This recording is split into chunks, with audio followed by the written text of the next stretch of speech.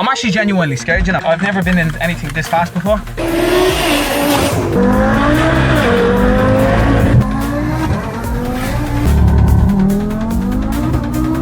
We test as many possible areas on the car to really get to the truth whether it's a street ready car or not. So where do we start with this? Look at the fucker! What the fuck is that? No horn.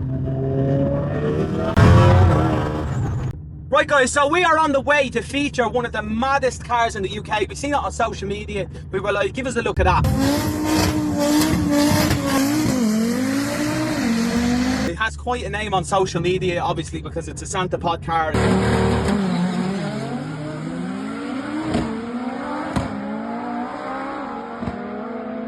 Well, it's a street car as well, which is why it's gone on this, but it has been seen at Santa Pod doing a fucking madness. Big speed out of it. Like, you don't realise, lads, this type of power in these types of cars, it's not easy. There's complete unique engine builds going on. We're going to actually find out, and this is why you should keep watching, because we're going to get really in-depth with what the guy does to the car to actually get it to that power, the sort of money he spends, everything possible. And of course, guys, we're not going to just go and look at the fucking car like a sausage. Most people in the car scene do that. They get these big cars out and they just look, oh, isn't that a fabulous motor? No, we are going to rag the piss out of it. We're going to see how quick it is. We're going to do some nice flybys. We really want to see what this fucking thing is in action. And this is the whole point of this series, is to not look at cars like a sausage. It's to drive them like a sausage. And the reason why I'm doing this series as well is because no one else does. You get a few YouTubers doing it, I get that, yeah? And I rate them, but all these other guys that are looking at hypercars and going to these exclusive supercar events, it's fucking stupid. Oh, I'm going to these car events of the rich. To what? To just look at cars like a fucking knob? You are all buying this shit to fucking look at them as ornaments. That's why I'm doing this series. No one wants to be looking at this bullshit. They want to be seeing what they're capable of. But why are you just highlighting the aesthetics of a car? You know what I mean? You already have the aesthetics of a sausage while doing so, bro. Drive the poxy cars the way they're meant to be driven. Oh, I might offend my sponsors. Well, that just ain't my sauce. Like, it frustrates me while I watch it, but I do understand it. You know, I do understand why they do it. Everyone wants to be the billboard, because the billboard makes money. The billboard will get paid by sponsors. They have their ecosystem of content where they go to events, they go on adventure, and they go and review cars. And it's great for a sponsor to slip in there because the person isn't swearing, they're well behaved, they're like the kid at school that gets student of the week. And I get that business model, but you're a fucking sausage. I'm not putting on like that on my channel, yeah? The type of shit I'm putting on this channel is shit that's made for the street, ready to fucking go, ready to rag. And that's why I rate Andrew Tate and all these big influencers that don't have anyone controlling them, because they do what they want. Like, if you look at their content, there's some big Instagram guys' content as well. Funded Trust or something. Have you ever seen that guy? Every video he's redlining his Porsche, just ragging the piss out of it. Good. I want more people like that. Well, I think they'll do a Germany run this year. They're very strict though, I heard. Because I know, like, going through Europe, you have to kind of know a lot about the countries you're going through. Because I know in France is, you have to have, you know, in France you have to prove yourself that you're not drunk. Yeah. So even if the police, when the police pull you over, you actually have to have the kit and you have to say, listen, I'm not drunk. Look at this. Because that's what it is. You have to show them a little fucking what would they call it? You have to show them a breathalyzer kit. Fucking idiots. It's just like French people, just unnecessary. Everything they do is unnecessary. Do you know what I mean? Yeah, man. Yeah, man. Shut up. You're not allowed to be happy unless you're in a supercar or a fucking modified street car, okay? If you're walking, you need to remind yourself that you need to do better. Look at that, a night out and coming back and seeing that. Oh, you put a bit of tape on it for the meantime, I suppose that'll do. But in the long run, the fucking parking there. That's what I'm saying, I never park on the streets. You're lucky you had a baby there, you know. See that beer garden full of people? That baby saved that beer garden, bro. I was about to rip the eardrums out of everyone. You're lucky that little 6-month-old baby spawned in, bro. Number one rule as a car guy, when you see a beer garden, you know what to fucking do. Look at this fucking traffic, man.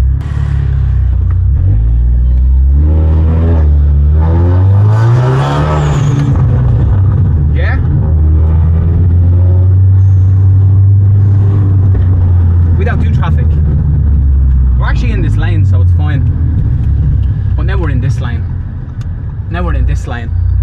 I think I'm waiting.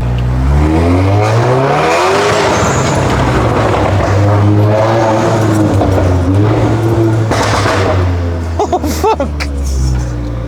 Oh my God.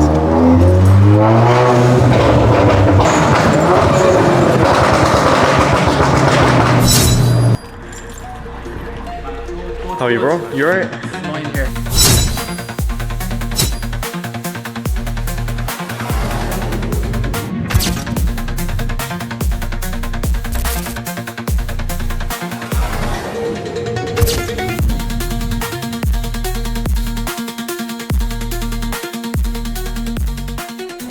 Oh, what the fuck? Yo, what the? Bro, this is the same weight as the Apple Watch, bro. Just from the front doors, you can save about 40 kg each. Yeah. Back doors, probably another 50, 60 kg. Holy shit. Lads, today I think we've after finding the fastest. Is it the fastest RS3 in the UK? Street legal. Street legal. So where do we start with this? What the hell do you have to do to bring something like this to what is 1300 brake? Running a 1100 wheel horsepower RPC turbo kit, which makes about 1300 bhp. Wow. Yeah. That's like on high boost and E85 race fuel, yeah. Race fuel, so you can't run this on normal fuel. Yeah. It runs on pump fuel as well, yeah. I daily this car. He dailies it. You daily a fucking 1300 brake RS3. Oh wow. They're OEM calipers, are they already? These are stock, yeah. Nice. So when it comes to the bonnet and when it comes to the side stuff with the vents and all, do you think it makes a difference on the power of the car or like the air intake on the car or anything like that? Well, this does, yeah, because obviously lower temperatures under the bonnet. Oh my God, look at that. Look at the size of the cone filter. Jesus Christ, you'd throw an Easter egg into that, wouldn't you? I only realised there's no rear window, it's covered with carbon. Oh my God. So talk to me about like the whole setup here, because you obviously have your stage 1, 2 and 3 RS3s, but what needs to be actually done to bring something to, like you'd class this as past stage 4, you wouldn't even call it stage 4, wouldn't it? Call it Frankenstein. But there's not much more we can really do to it apart from just making it like a full track car after this, which I don't want to. So this is Daza, the famous Daza engine, fully built, headwork done, plus size in-out valves, sleeved block, so it's good for 1500 wheel horsepower. RPC intake, Porsche throttle body, full frame turbo kit, like I said, RPC 1100. Gearbox, it's got 1300 clutch pack. You can take 1300 Newton meters of torque. Oh my God. It's got a wave track differential in the gearbox. We use meth for cooling as well. Just one nozzle. I'll show you in a bit in the boot. We've got the swirl pot system times with 3 pumps to fuel this thing. It's running direct injectors are stock, they're like 1000cc each, and then we've got the port injectors, they're like I think 1700 each. Wow. cc, so you can imagine 5 of them. That is a lot of work. That sort of sums it. We've got Heldex controller as well. This is what I'm saying. Anything past stage 3, it's a different ball game. Like that is just so. Like if you were like, obviously you guys work on your own cars and stuff, but if you were a customer, if you were someone that just, I don't know, you had a shitload of money and you wanted to build something like this, and you had an RS3 and you were like, do you know what? Wave your magic wand, make this the same as this. How much are you talking? I'll say don't even talk to me unless you've got 50k there. Because what is it? RS3 is what, like 25 now, 30k? So then you got that, and then you got 50k. That's not bad. Yeah. The thing is, you know, if it was like a BM, no disrespect to the BM boys here, but it'll cost probably a fraction of that to get it to similar power. Wow. You know, but Dazas, Audis, they're not cheap, man. Just the engine build, you're looking 18k just to build a proper engine, you know. Serious stuff. So what's the challenges like? If like what's been the biggest struggle actually building this? Like, what's the biggest headache? What kept you awake at night? So I think the main thing was basically putting the power down and getting it right, because I basically built this car. I wanted to get into 8s on quarter mile, which we did. That's serious, by the way. We ran, the fastest run is 8.8, 162 miles per hour, quarter mile at Centre Pod. Quick one, just for people that don't know about quarter mile. Quarter miles are a different beast. So anything, supercars are what, like normally 10, 11, isn't it, around that ballpark? So what are we looking at with your type of car? You're looking at fucking hypercars, isn't it? The quarter miles basically on track. When this goes to track, we change a few things. For example, it'll have slicks on there. Like right now, it's got normal road tires. It'll have slicks on there. Yeah. It'll have like you know, different tailpipe exhaust and things like that. You know, and then like I said, 8.8 is the fastest we got. I'm happy with that. Yeah. What other cars would be doing that? Like what's your count? Because that's hypercar territory, isn't it? 8 seconds. It's crazy. Yeah. Jesus Christ. I think the fastest RS3 in UK is David Henderson. He's managed to run 8.5. But now he's gonna I think he's gonna take the world record, break the 7 second, which is by Iros. Yeah. Oh, so wow. that's another one to watch out for, yeah. Jesus Christ. But his one is basically a full-blown track car, yeah. And he's spending way more though, yeah. like that's crazy. Yeah. This is it though, lads, you know what I mean? You either go on a holiday and you drink a lot and you just take the piss, or you go and do shit like this. I do shit like this, we do shit like this, you know what I mean? Yeah. You're waking up with a hangover on a Sunday. Do you know what you're waking up with when you have one of these? Power. 1,300 of the ponies, bro. That is sick. Why would you choose this build over everything else? So, Throttle Motors basically came into existence about 5 years ago. And before that, I've always been into cars, but I was mainly like Evos and stuff like that. I had an Evo 4 that was running about 800 brake back in the days. Do you know what though? I think it's like, back in the day, back in the early 2000s, because I was a kid then, they were my favourite cars growing up. They were the RS3s as the 2000s, weren't they? The Evo 10s, Evo 8s and stuff. Yeah, I loved the Evos and everything like that. So, long story short, I took a little rest from all the building cars and this, that, the other. Then, obviously, we opened Throttle Motors, and I was speaking to my nephew, Harvey. Like I mentioned, he's got the A90 now. Yeah. I said to him, yeah, bro, I'm going to go pick up another Evo. So I bought Evo 9, running about 500 brake, black one, yeah. Went out, this is after like 3-4 years, went out and I see these boys with stage 2 Golf R's playing with the Evo. Yeah. 500 brake and these look like giving me trouble. I said, no. Time for a change. So we came back, we sat down and he goes to me, yeah. So we selected 2 cars, B58 140. We took that 2000 brake. Jesus. And then second one was this one. Wow. This was born, and then I went from stage 1, 2, 3, slowly tested all the platforms. I have a mad question. Probably not even, like, I don't know, what would you even want next after this? The thing is, this is what we're scratching our heads now. We're thinking that, obviously for street, it's just not many cars can come, you know, close to this. You know, probably a couple of big boys from ES Motors, you know, the Porsches and things like that. That's all, Hypercars, isn't it? Supercars, hypercars. Supercars, yeah. Going from here, we can either go full track car, meaning put a roll cage in there, a bit more weight reduction, smaller, you know, brake, smaller disc and all that, and trying to chase that low 8-7 second. But then obviously you can't enjoy it as much, you know what I mean? Yeah, it's just living in UK, the weather, you can imagine half of the time we turn up a pod and you can barely drive a normal car on, then never mind the lowered car and track built. Yeah, if not, I'm thinking might even do like an Audi R8 twin turbo next, you know. See how it goes. But this is it for now. I mean, if he's making 1300 brake, mostly we can push it maybe around about 1500. Yeah, because there are a couple of boys that speak in America that are pushing 1500 wheel horsepower. Yeah, they have IROS over there. I was looking at IROS myself and then I seen the prices and I was like, yeah, maybe in another lifetime. I have a good one. What cars are you beating with this? Like street, you've been on the streets with it though, fair play, like you've been actually... Yeah, I mean, with staying humble, I would say not many cars can basically have any chat for this, really.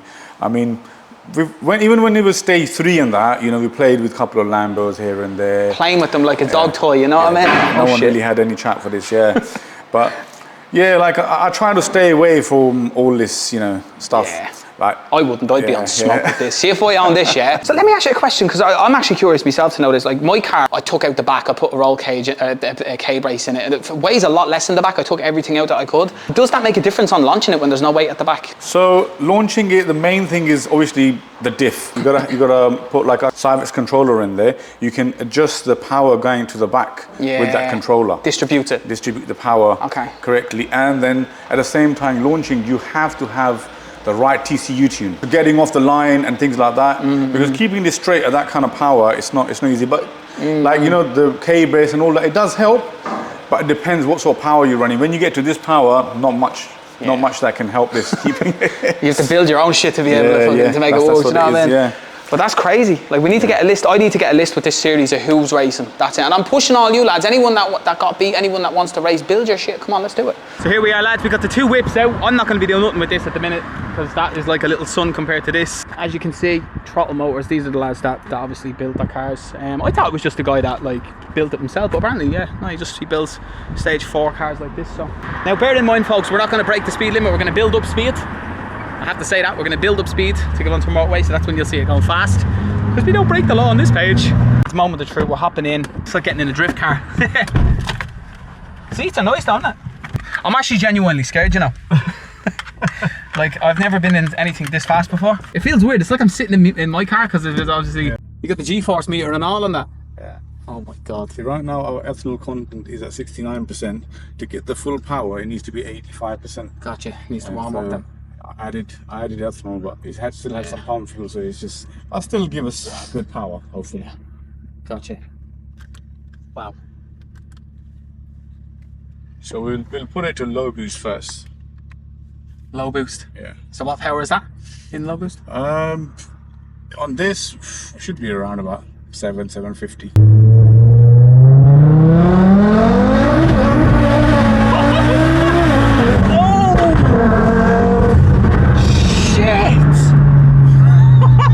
Bro, it sounds like a fucking F1 car.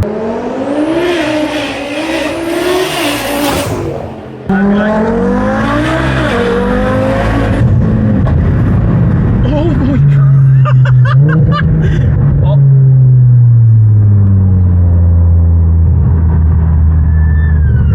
That wasn't us, that was the fucking Corsa. That wasn't us.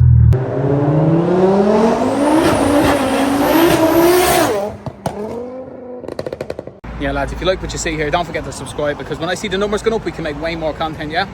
Handling, or is it stock handling? What's the...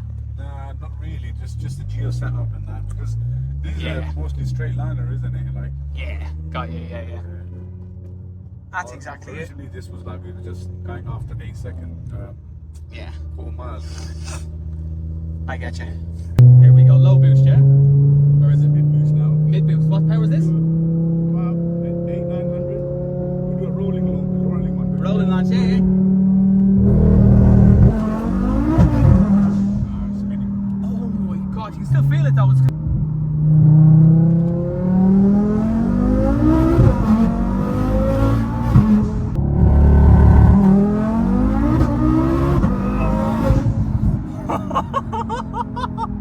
Mother of fucking God.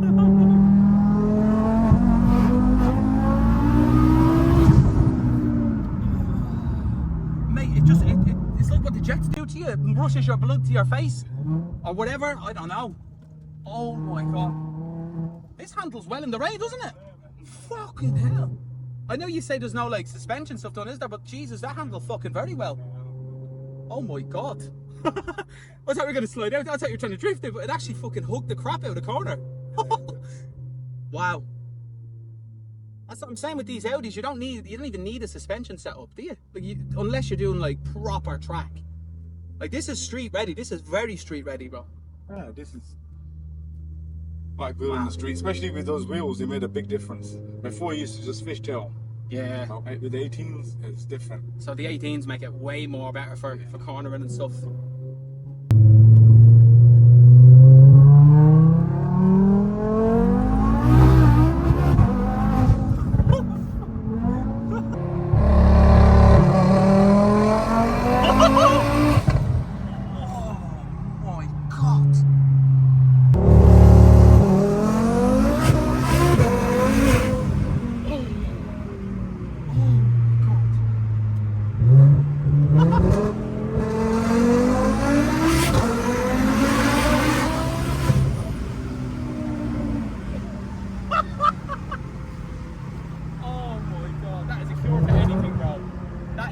To fucking anything. That is insane. Wow.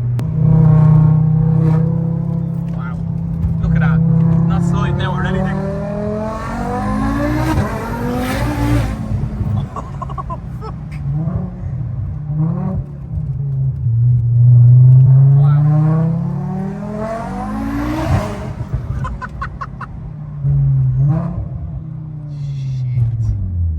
Oh, fuck.